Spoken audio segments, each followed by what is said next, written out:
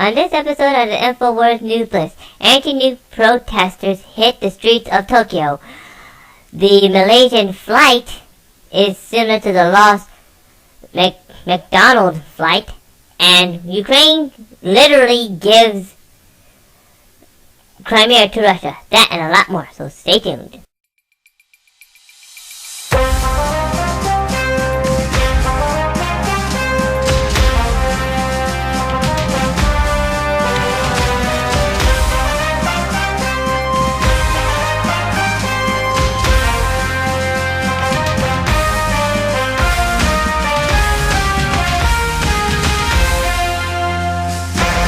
An article written by RT clearly says that basically there was a anti-nuke protest in Tokyo, Japan. The article is named 1,000 Hit Tokyo Streets in Anti-Nuke Protest Pictures or Photos. And the funny thing about it, there was a lot of photos here. I mean, there's about, like what, 3 or 4 or 5 photos about this stuff here, and be honest with you, it's a lot of, and be honest with you, it was kind of about to happen, but anyway. As the 3rd anniversary of the Fukushima disaster nears, tens of thousands of related in the country's capital, or should say rallied in the country's capital Sunday to protest against the nuclear industry and to speak out against the government plans to resume nuclear energy production to power the economy. I feel it's important that we should continue to raise our voices whenever possible. And even though I can't pronounce this guy's name here, I mean, to be completely honest with you folks here, the article goes on to say there's some more words with people that I can't pronounce in Japanese, but basically, the fact is that basically they're just throwing out the, I mean, not throwing out the stuff, but they're actually fed up with the Fukushima stuff, and basically they're like saying, you know, after the Fukushima Daiichi plant disaster, I mean, we don't want anything else.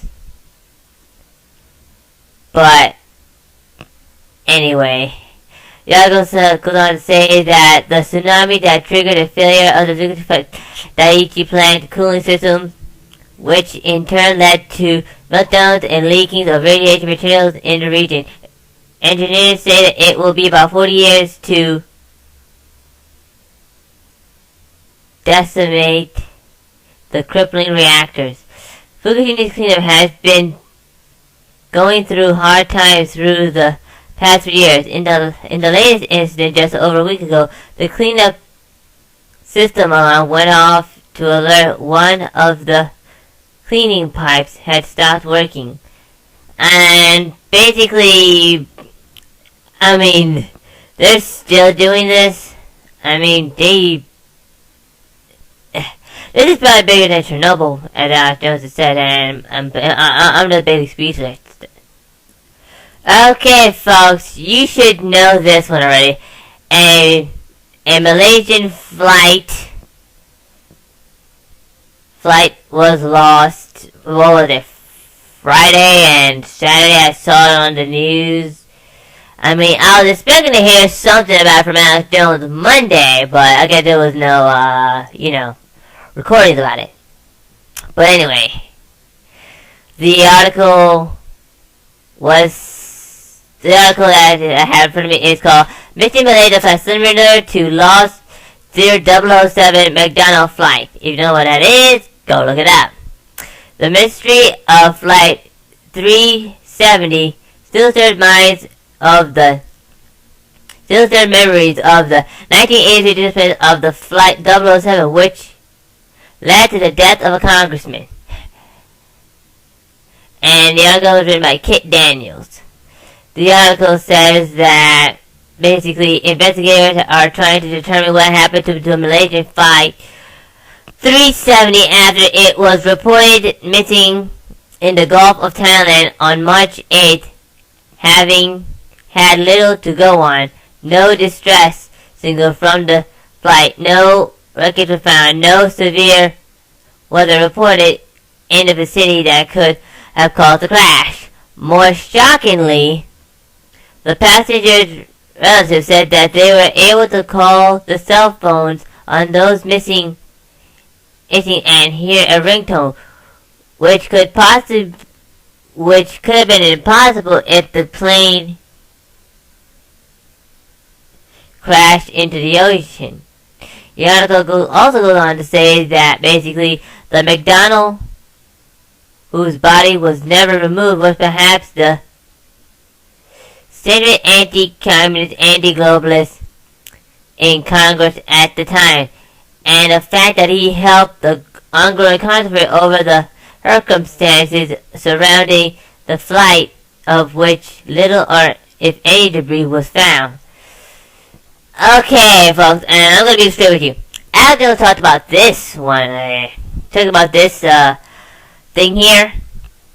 And to be honest with you, I think he's right. I mean, the Iranian people that were found boarding the plane with fake passports.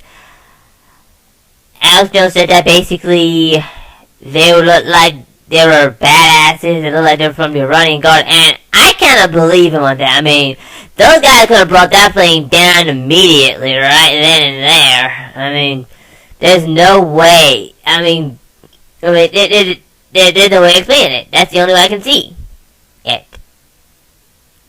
Okay, folks, this is the last article for today here, and it is from Zero Hedge. The article title is called Red Line Crossing.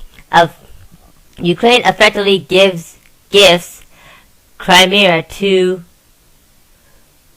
Russia, says will not intervene militarily. And folks, it says gifts on there.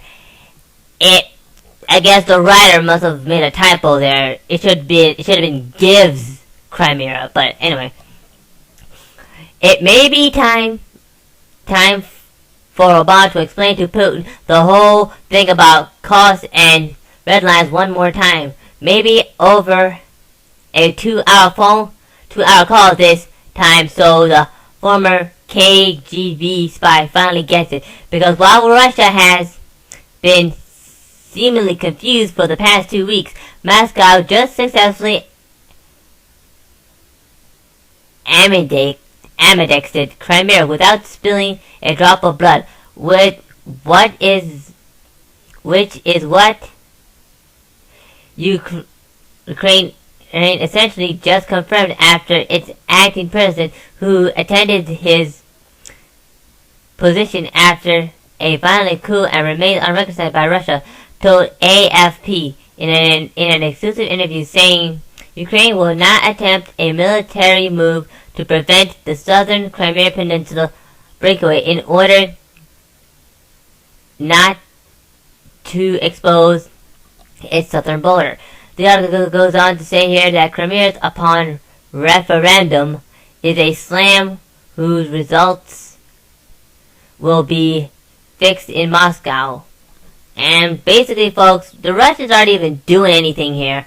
And to be honest with you, folks, this is a pre-recorded version. I'm doing this on Friday, so basically, technically, when I go out, when I, make the video, I'll have to sit in my room Monday and read all this whole bunch of stuff, and make the video and do all this stuff. But anyway, the Russians aren't even doing anything, because the Russians have bases and oil and gas main lines in that peninsula, and the West is saying basically, and I heard it's on the Alex Jones show, which is going on right now, just a couple of hours ago, in the first or second segment, that basically Russia that one of the Joint Chiefs of Staff and CARE saying hand over all your bases or all your bases, all the lines, so we can lose the country away to Sunday, or we will mount a military attack on you. Basically, we need to pray, we need to kiss our children twice, and we seriously needed to let these people know that we will not tolerate this. Just because they can't, do whatever the heck they want in there. Well, that's all I'm going to have for you today. If you'd like to read more about these articles, please go to the links below or go to Infowars.com. There you can find hundreds and hundreds of articles ready for you to read. This is the Infowars New Blitz. I am the Info Government telling all of you to fight in the New World Order. See ya.